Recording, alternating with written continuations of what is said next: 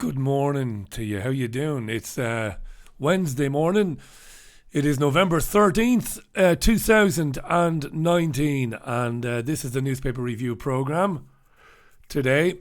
Good morning to those of you chatting away there on the live chat, to Matt in Western Massachusetts. Good morning, Matt, and thanks for the super chat donation. Matt said he enjoyed the programme with Mark Boyerski on Monday evening. Thanks, Matt. So did I. The sincerity shines through Mark Boyerski. He's a terrific bloke, and I like having him on the programme. So thanks so much for that. Do chat away there on chat, and I will read some comments out here and there as I go along. I am, as I said, going to put a bit of software together which will allow me to see comments here directly on screen, almost like auto cue, and I will be able to read them out then easier than it is now. So there you are. Yeah, started off nice here this morning. Started off nice and cold but dry, but it's begun to rain again. A lot of talk on television news this morning about rain and flooding, of course, in Yorkshire and other parts of the country. And climate change is a term being dropped in fairly regularly to talk about these floods and this rain. Everything that happens weather-wise will, from here on in, of course, be attributed to climate change. We know that, don't we? Alrighty. Let's go straight to the front pages of the UK newspapers. Then this morning, I think, in sequence this morning, the sequence is random, but it's The Guardian up first. The Guardian newspaper. Like I say to you, like I've said to you every morning this week, and I'll keep saying it, it's going to be very election-centric from now on in. Of course, we have a general election here on December 12th, which is about 5 weeks away, or thereabouts. Labour vows to outspend Tories with £26 billion rescue plan for NHS. Now, I interviewed a lady last night on the radio show called Finola Moss. I do recommend you check out her website, finolamoss.wordpress.com. She's a solicitor and a campaigner, and she has blown the whistle, I believe. She has blown wide open the notion that the NHS is underfunded. It isn't and hasn't ever been underfunded. And this won't be something that Labour Party supporters will like hearing. And I imagine in this kind of this culture we live in now, when people hear things and see things that they don't want to see or hear, they generally tend to switch off. So Labour Party supporters who might be switching off now, goodbye. She has proven that the NHS has not suffered in any way from a lack of capital in recent generations. But what has happened is that increasingly the NHS England, and then NHS England using commissioning groups, has filtered that money to private corporations to run vast swathes of the health service, unknown or unbeknown to the vast majority of people living in this country. And her interest in it, as she described to me last night, is in the horrifying reality that people with learning disabilities and autism are being warehoused in institutions, in units in this country run by private corporations, some of them American. Those corporations earning £9,000 to £12,000 a week to keep people locked up forever, and with their family knowing very little about what is happening to them in that situation. So she talked about it from that specific point last night. There is no lack of money, or there has been no lack of money for the UK's NHS, National Health Service. It is what has happened to that money. That's the scandal. And whatever about this being the Brexit election, which of course it is really, you will read a lot of NHS themed stories in the coming days and weeks. But again, the vast majority of people really don't understand, what's happening to the NHS, because it isn't ever discussed on UK media. It isn't. Give you an example of it. What Finola and myself were speaking about last night, it's being covered on Sky, again on Sky News website today. hundreds of people with autism wrongly being detained in mental health units because of legislation like the Mental Health Act. Okay? Sky goes on to tell a horror story. And on the face of it, it's good reporting, right? Because these things are happening. This is happening. But, there's no digging down into who is running these units where these people are being kept. How has it come to pass that people can be left languishing in these units, thousands of people, treated as cash cows by these corporations? Nothing from Sky on this, just the basic horrifying story, as bad as it is, that people are in these units in the first place. But that's where Sky leaves it. And that's why people are in the dark. They don't understand. So that's the Guardian newspaper today. The Mirror. Labour's 10... And by the way, it is... The blame can be laid squarely at the feet of the Tony Blair, Gordon Brown governments, New Labour. And then laterally, the Conservative Party, Liberal Democrat coalition, 2010. It's those governments that allowed this to happen. Okay? Labour's 10-point plan to save the NHS. More nurses, GPs, new hospitals, extra scanners, reduced waiting times. This is a nonsense. This is a nonsense.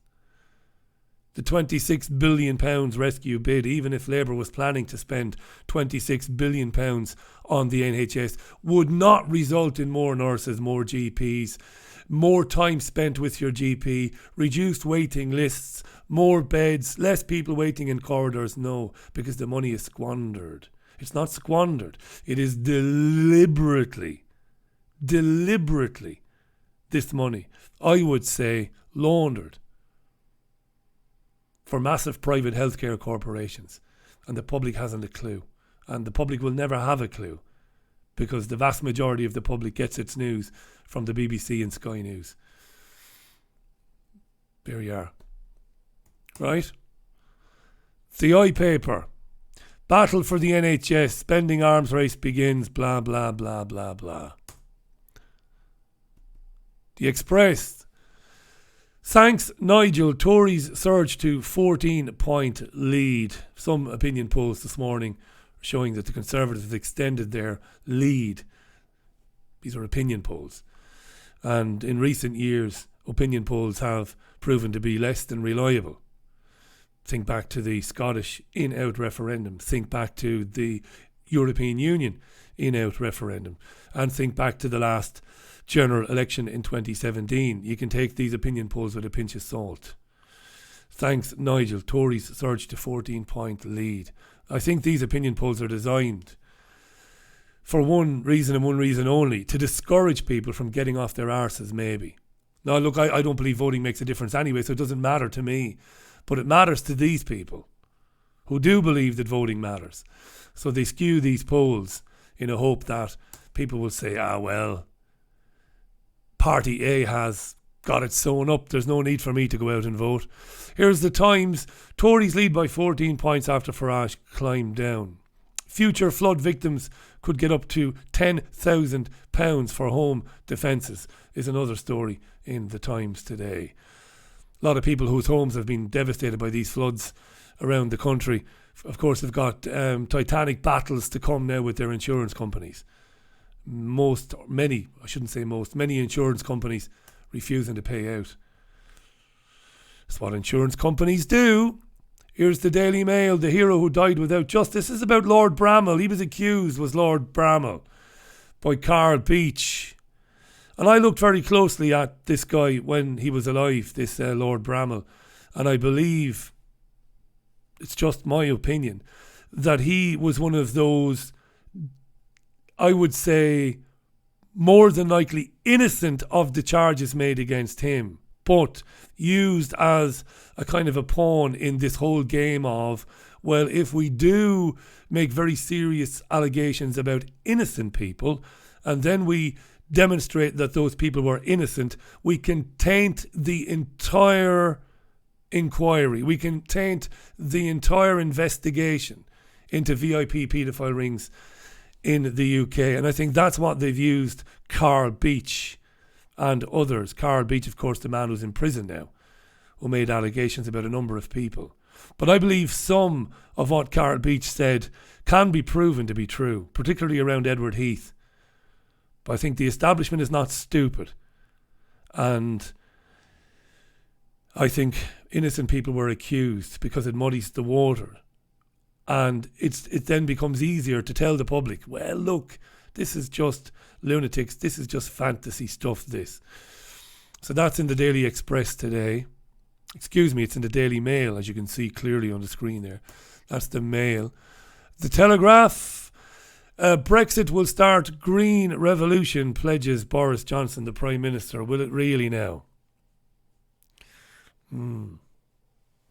That's inside the Telegraph newspaper today. We'll leave that for the moment.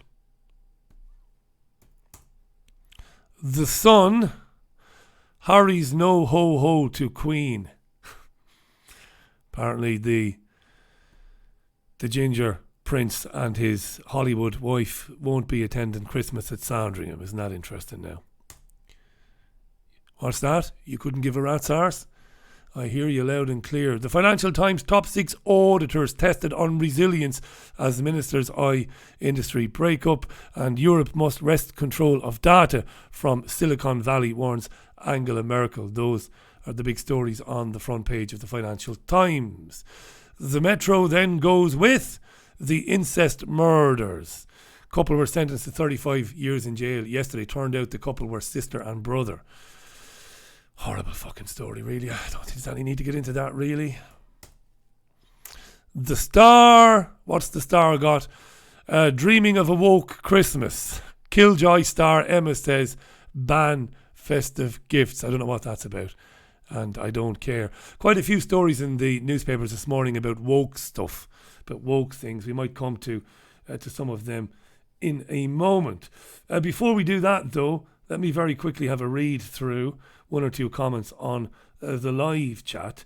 And by the way, thanks for joining in and chatting on the live chat. Number of you have been telling me that you don't get notifications anymore for YouTube. A number of you even have been telling me that you put comments on the YouTube videos and they never show up. Now, I know this is true because even though the real viewing figures for my YouTube videos are skewed, in other words, they are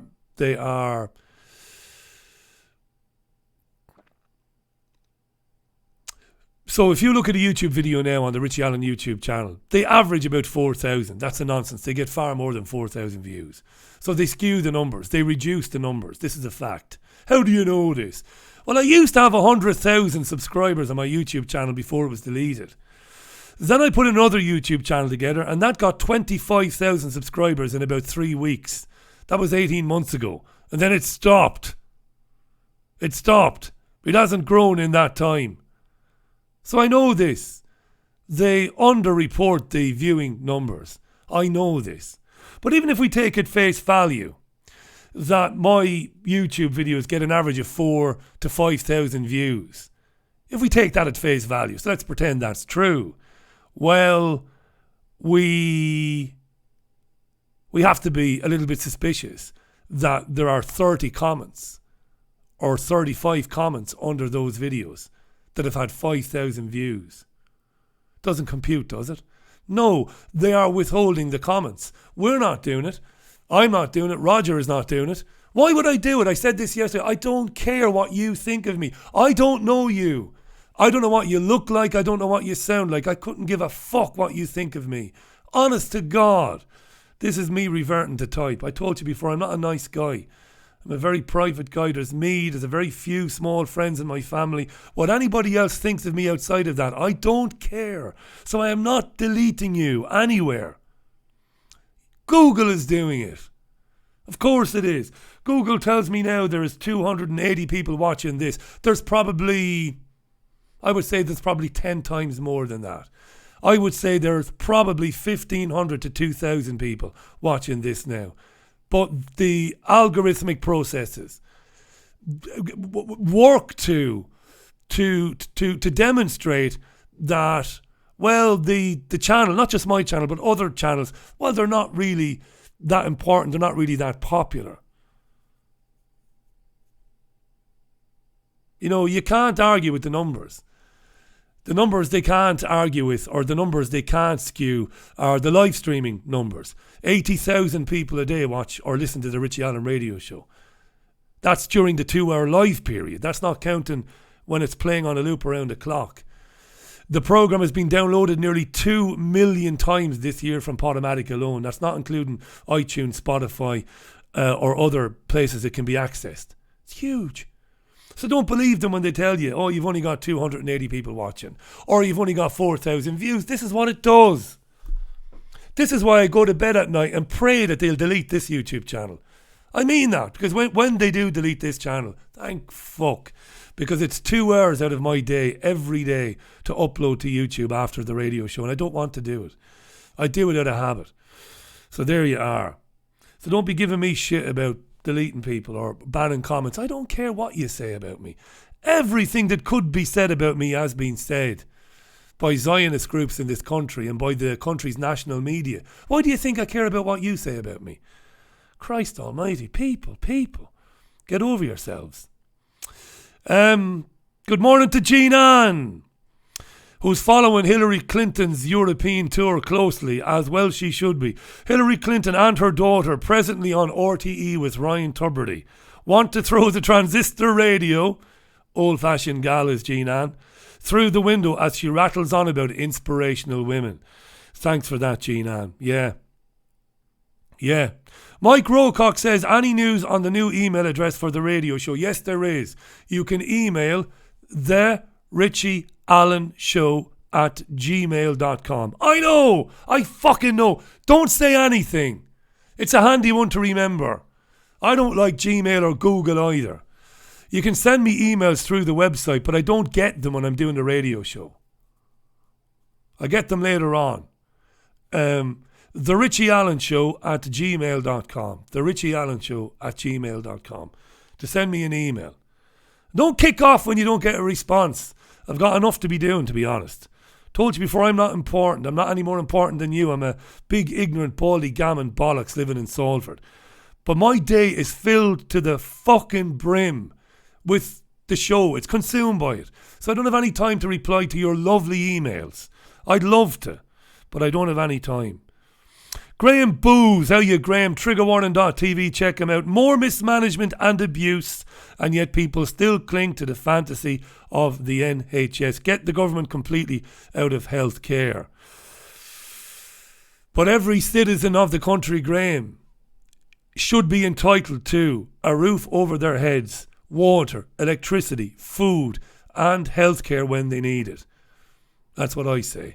Now, I know you're not disagreeing with that fundamentally, but that's what we should have. Every person on planet Earth should have that. Who should it be provided by? By all of us, by the people. It's incumbent on every one of us to look after the least of us. I know you agree with that, by the way, Graham. To look after the least of us. We do it all the time anyway, don't we? We do it all the time. I'm living in a neighbourhood now where people do look after one another. There's a senior citizen across the road, God love her. She's got a little bit of... She's getting old, right? Getting a bit forgetful, living on her own. People look after her. People around here do things for her, take out her bins. They check in on her. We do that. We do that, all of us. Everybody, every citizen of the planet should be entitled to that. To light, heat, to shelter, to food. And I'm not going to say and a job. And healthcare. That's the essence. That's the basics of socialism. And it's what I believe. And I'll believe till my dying day. Yeah. Wayne Davies said, if any public or private body business makes profits from the demise of a citizen, they should immediately be brought to justice and the government dissolved. Yeah. Everything that Finola Moss said to me on the show last night is true. Yeah. It is, as I said yesterday, a Hammer House of Horror production. That's the sort of thing you would expect to see in a horror film, evil. Corporations are psychotic anyway, by their through their existence. Not necessarily the people working inside them, but the corporation as a whole has been evaluated, has been psychoanalyzed. Watch The Corporation, the documentary, read the book, Joel Bacan. It is psychotic to its bone marrow. Yeah. Lobbying governments to introduce legislation that people can be taken against their will and put into institutions because they have a learning disability or autism. And then, having lobbied those governments, you then do deals with those governments that enable you to provide those fucking units.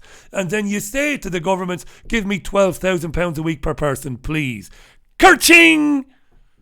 Yeah.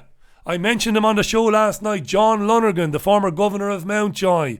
One of the most brilliant men I've ever had the pleasure of meeting in my life. Used to run Mountjoy Prison. A man of love and compassion and dignity. What does he say? How could you privatise the care of people, Richie? Even in prisons, how could you do that? Because the commercial entity exists to do one thing and one thing only. To make fucking money. And to externalise its operational costs on you and fucking me.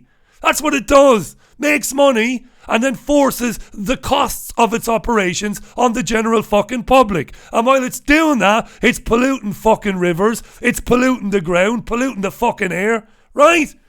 Psychotic.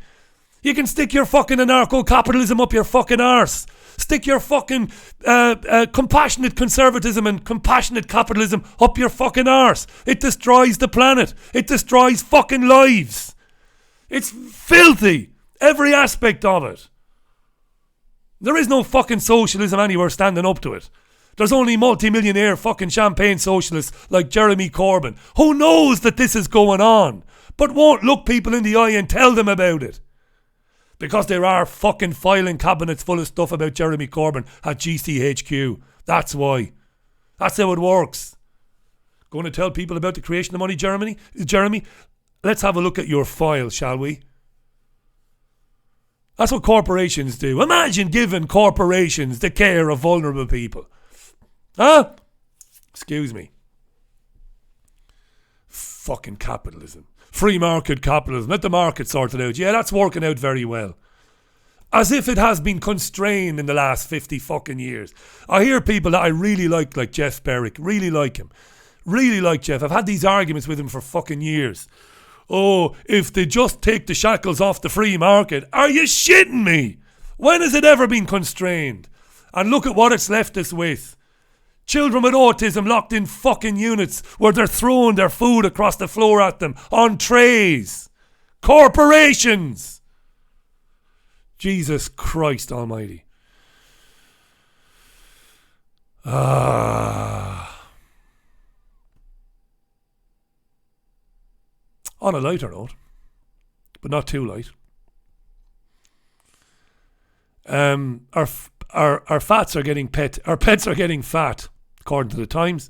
Too many treats swell the ranks of porky pooches and fat cats. I thought this was interesting because you get a lot of stories about obese people and about how obese people are a big strain on the NHS and a strain on the economy. I don't know what the fuck this story's about, because vets don't come on the NHS. Vets are extremely expensive, as I know only too well. And I don't know why they're running this story, as if it matters. Right, it matters to the pets, of course.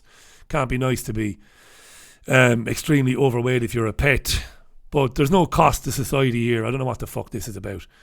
Andrew Elson writing in the Times. Porky pooches. Jazz is 11 years of age and she looks like she's 5. Because she spends a lot of time outdoors with me. Speaking of Jeremy Corbyn, both the Times and the Telegraph are running stories today alleging that Jeremy Corbyn is a threat to national security. Now, no independent media content creator has been more critical of Jeremy Corbyn than me. I detest him. Not as much as I detest his Tory counterpart, but for different reasons. But they're alleging here that Corby, what am I doing, is a threat to national security. Comrade Corbyn. And these are interesting stories. The Times goes with the fact that Jeremy Corbyn was slow to blame Moscow for Salisbury. That's one of the big giveaways for the Times. You know, that's a big red flag that Corby must be a threat to national security, because he didn't jump to attention and blame Moscow for the Skripal poisoning, which is one of the greatest fantasy stories ever foisted on the British public. One of the most hilariously ridiculous, patently, obviously untrue stories ever given to me and you. And Corbyn didn't jump right into it and blame Russia, so he's a threat to national security. His support for Hezbollah, Hamas and the IRA. He never supported Hezbollah, Hamas and the IRA. This is untrue, and I don't like Corbyn. Never. He was all in favour of speaking to them, bringing them to table, getting them round table. Let's get them around the table and have a chat with them and see can we find some common ground.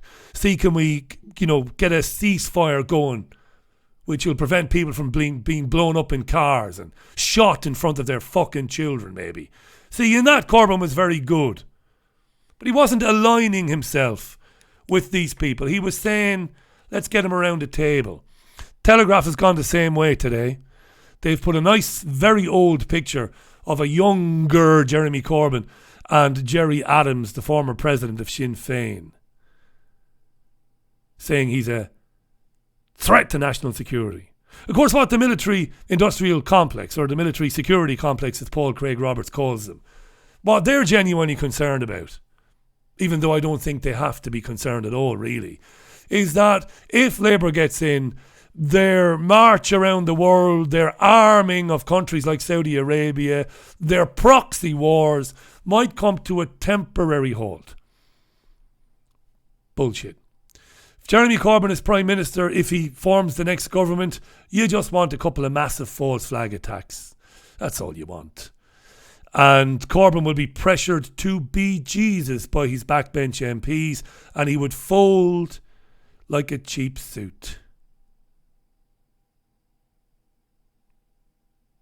Yeah. But anyway, that's what they're saying. Be very afraid, be afraid, be very afraid, be afraid if Jeremy becomes Prime Minister, because he likes to consort with the UK's enemies. It isn't true. Let's hammer Corbyn for the things that are true about him. But let's not tell lies about him.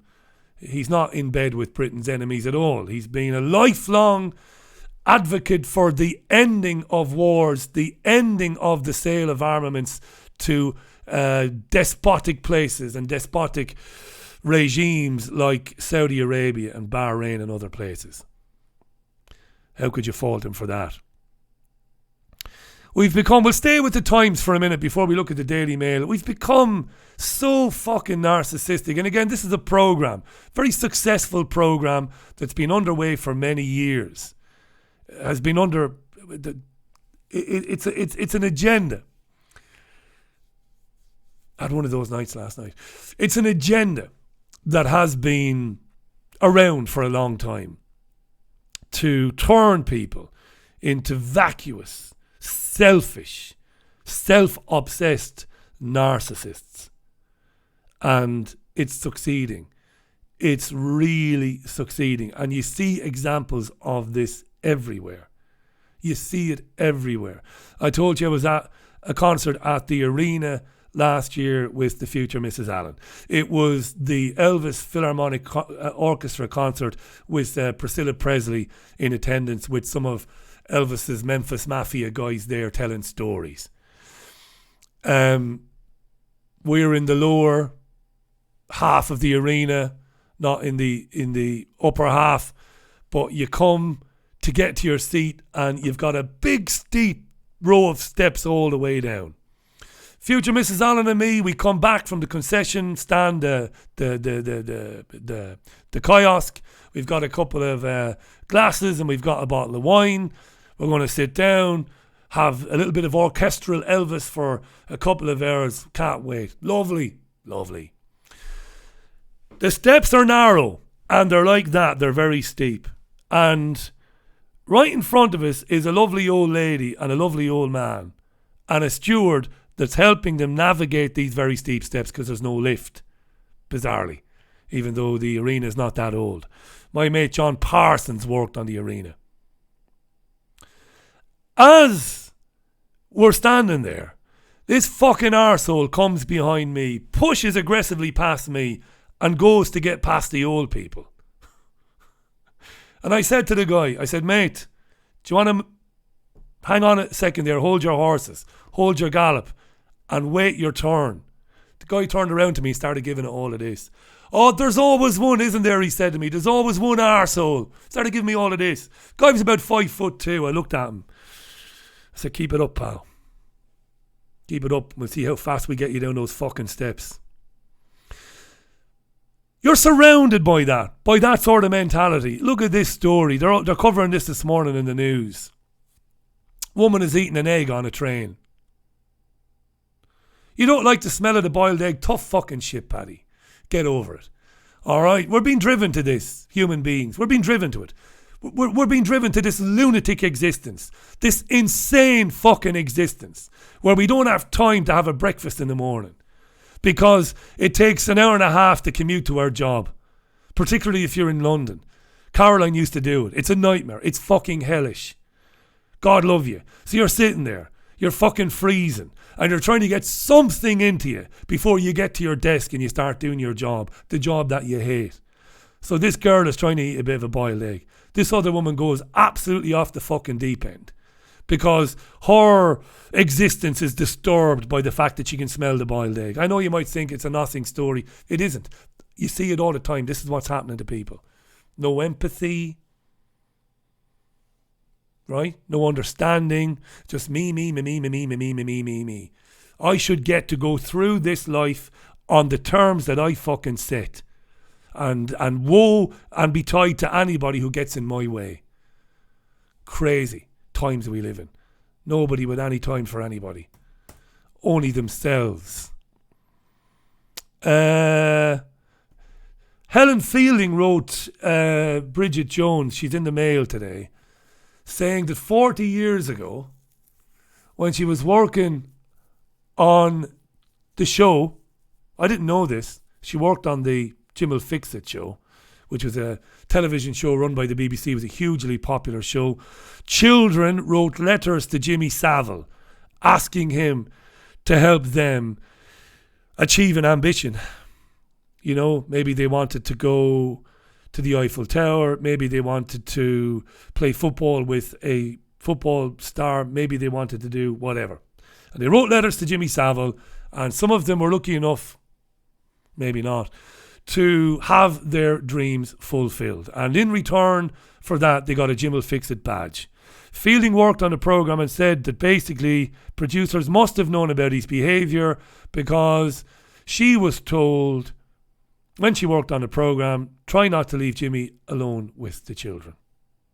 You see, we haven't been told the half of it when it comes to Jimmy Savile. We haven't been told the fucking half of it when it comes to Jimmy Savile. In terms of who knew what and who turned a blind eye to it, making them as bad, if not worse, than Savile himself. Savile was a disgusting, putrid, filthy, slimy pederast. That's what he was. But if you knew that he was a filthy, disgusting, dirty, rotten pederast, and you knew he was maiming for life children, he was injuring children and destroying them, and you turned a blind eye to it, and you would say things to Helen Fielding like, don't leave him alone with the kiddies, you're just as bad or worse than him. Fielding should be interviewed under caution now, of course, shouldn't she? Eh? Helen, this is the Met Police. We need to have a word, love. Who, Helen? Who told you not to leave him alone with the children? But don't hold your breath waiting for that to happen. Look at the state of Savile. Look. Fucking disgusting. I thought him disgusting when I saw him doing that documentary with Louis Theroux, and I knew nothing about the things he was alleged to have done. The things he did do. And I thought him a disgusting, awful person. You can tell. And it's not me, you know, declaring him. It's not an ugly. It's not a case of me saying, oh, he's ugly. Fuck off, I'm no oil painting. It's not that. It's not that. Some people, you look at them and they're fucking sick. And I remember watching that Louis Theroux thing going, that guy is fucking awful. Look at him. Not because he's ugly or because I deem him to be ugly. But look at the fucking state of him. Look. It's all in the eyes, isn't it? We don't know the half of it. It's been covered up. Of course we know it's been covered up. Ask Charlie boy, his best friend there. Windsor Castle. Wherever he lives. What are we? 10:05. What else can we do? The Guardian. Massive story. Damien Carrington. Insect apocalypse poses risk to all life on Earth. Conservationists warn. This is not news. It's a follow-up story. We've heard this now for a number of years. That collapse. Invertebrate insect collapse. Bee colony collapse. All over the world. And the implications for life on Earth, well, are drastic. Terrifying. Extinction. They're blaming pesticides. No doubt that pesticides are playing their part, no doubt. They're blaming climate change. Climate change. Man-made climate change is not having a drastic effect. Man's pollution of the environment, deforestation and the destruction of habitats. Yes, that is a problem, of course it is. Massive problem. We see it in the oceans, let alone talking about insects. But man-made CO2 is not changing the climate per se. But what they don't want to talk is aluminium poisoning. No mention in today's article. No mention. No mention at all about aluminium poisoning. That's the big elephant in the room. Dementia in bees and in other pollinators. Where are they getting the aluminium from? The Guardian have been covering this story for 2 years. This is Damien Carrington again back in 2017. And here he is talking about Germany, nature reserves across Germany, where 3/4, back in 2017, 3/4 of insects have disappeared from German nature reserves in the last quarter of a century. That was in 2017, that article. Nothing to see here. Please disperse. There is nothing to see here. Please disperse. Blame it on pesticides, blame it on climate change. But the truth, of course, is there are many reasons why it's happening. Students are fighting back on campuses. Oxford students have taken offence to something that's worth taking offence to for a change. The head of the college, or the head of one college, Worcester College, wanted to abolish the grace before meals and do a different type of more woke grace before meals, including various cultures and all of that fucking bollocks. Kate Tunstall there. Kate Tunstall. There she is. One Oxford campus, the shoe is on the other foot. Worcester College's provost is now facing a furious backlash after trying to abolish the centuries-old custom of standing for dons and saying grace before meals. They wanted to replace the grace, which is read in Latin, with a range of set texts of thanksgiving from any world culture, religious or not. The students have said, no, this is a tradition we want to preserve. Fuck off. I like that. I'm not religious in any way, shape or form. I like a bit of tradition though. I like tradition. I don't know, there's something nice. There's something warming. There's something comforting about tradition, isn't there? There's something nice about knowing that many, many thousands of people came to this place for hundreds of years before I was here. And they had a tradition where they said thanks before their dinner. And even if I don't believe in God, fair enough. Good. Good. What else do we have?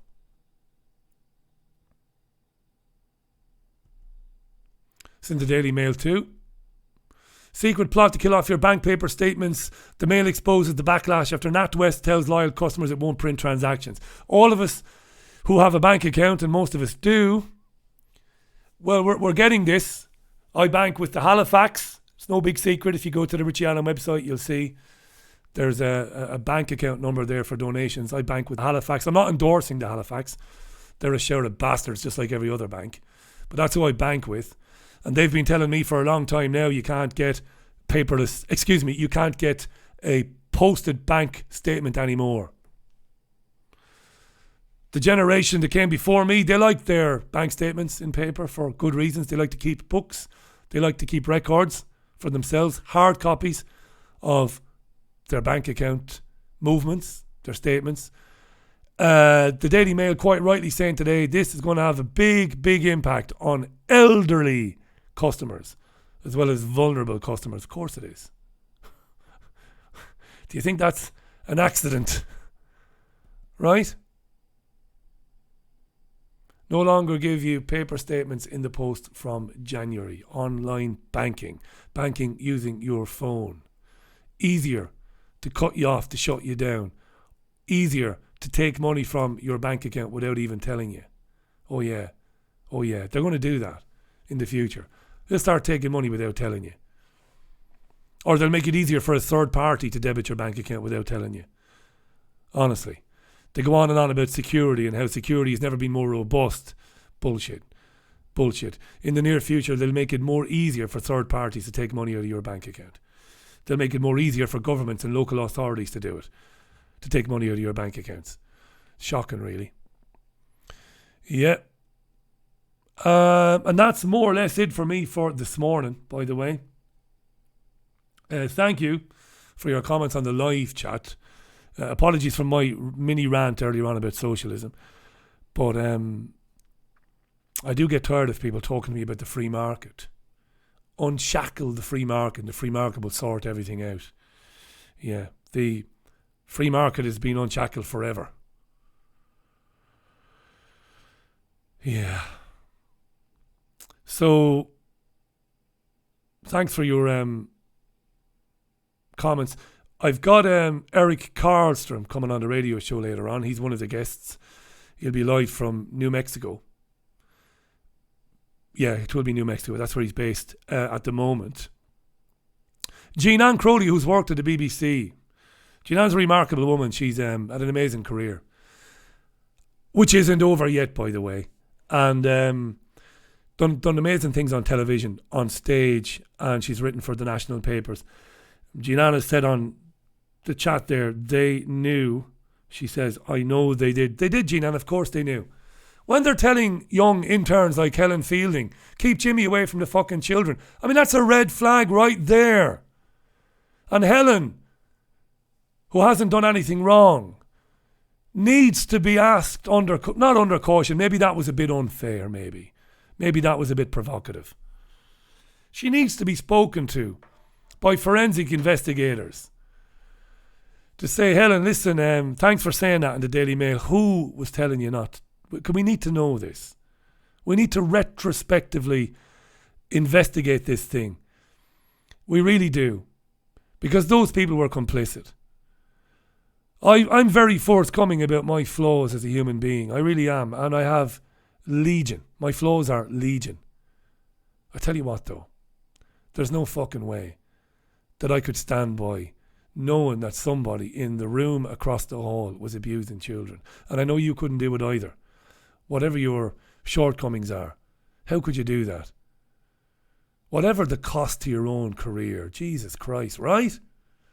These people need to be brought to justice. If they're still alive. It's like Tim Fortescue, Edward Heath's former chief whip. Anyone who was anybody knew that if you were in any trouble, you'd come to the whips. And the whips would get you out of trouble. It might be financial trouble. It might be scandal involving small boys. Really, Tim?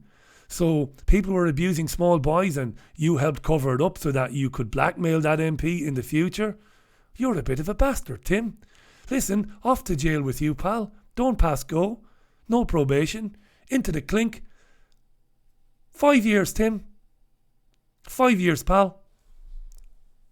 Why is that? Because you're worse than the fucking paedophile, pal. You're worse. So yeah, I'd like to know who those people were who were telling people to keep kids away from Jimmy. I'd really love to know who they are. Yeah. Sure, we know it went on. We know Margaret Hodge. We know all about Margaret Hodge in Islington, knowing the children were abused in fucking care homes and doing nothing about it, Margaret Hodge, the witchfinder general for anti-Semitism. I'd rather be an anti-Semite than a pedo. Oh, I'd rather be an anti-Semite than a pedo. And I'm not an anti-Semite, by the way. I've never had anything against Jewish people. Or anybody else for that matter. There used to be an old racist chant sung by Manchester United fans. They used to sing that they'd rather be a Packie than a Scouse. Rather childish, really. Childish song. But they used to sing it. And they would laugh. Asian kids watching Man United used to sing it as well. Could never figure that one out. But they used to sing it, I'd rather be a Packie than a Scouse. Again, childish. That's where I got the I'd rather be an anti-Semite than a pedo. Margaret Hodge, yeah. Islington. Interesting place, Islington. So that's all I have for you this morning. Got a bit of research to do for the radio show at 5 o'clock. I want to say something now, and please hear this, and please do share it. To anybody who's ever donated to this radio show, the radio show, thanks very much. The emails I'm sending to people to thank them, and it is the most important thing to me that I send an email to people. If you send me £1, the fact that you've done that means more to me than I can find the words to express. So I always send an email, but it is becoming increasingly fucking apparent to me that not everybody is getting the emails. Search your spam, search your junk mail, and if it's not in there, there's something going on with PayPal. Christ, of course I'm sending emails out when you send me some money for the radio show. Christ, why wouldn't I? Even if I was a bastard, I would send the email because I'd like you to do it again in the future. And I know that if I don't thank you, right, I'm a pragmatist, me. First of all, I really do want to thank you because it means the world to me. But even if it didn't, I would send the email because I know that if I don't thank you, you might say, what a bastard. I sent him £20 or £50. Somebody sent me £100 last week for the radio show. Amazing. Wonderful. As if I'm not going to thank you. But you're not getting the emails, some of you. I don't know why. So check your spam, don't just sit there stewing and go, what a bastard. I am a bastard, but not in that way. Of course it means a lot to me. I don't take you for granted. Christ, I don't take you for granted. And I never will. As long as I'm doing the radio show, I will never take you for granted. Okay? Whether you donate to the program or whether you don't. But check your bloody spam and ask PayPal, are they sending you the emails, the thank you emails? Because there's an automatic one that sends. And then there's a personal one that comes from me. I know. Fuck off, Richie. I know. I'm going. I've got to feed Jazz. And prepare for the radio show. Do check out my pals Graham Booth and Hayden Hewitt on triggerwarning.tv. I know they're not, when I say they're my cup of tea, I enjoy what they do. For some of you who've got very strong opinions about things, I know they're not your cup of tea because they will say things that trigger you, hence trigger warning. But watch them anyway. It's very healthy to hear a narrative that's, that contravenes, that contradicts that which you think is correct or that you think is right. Do that. Do that much. There's no harm in it, right? Okay. Tomorrow, Thursday, phone in show again. Tomorrow, Thursday. So keep that in mind. As usual, I will be giving priority to people who've never been on before. But I will, of course, take on people who maybe were not on the previous show, but were on the previous show before that, if you get my meaning. But we always get brand new callers anyway from all around the country and from various parts of the world. Have a good Wednesday, and we'll catch up, you and me, on the radio show at 5. Look at this, look at how crap this is. Look, speaking of the BBC. Speak to you later on.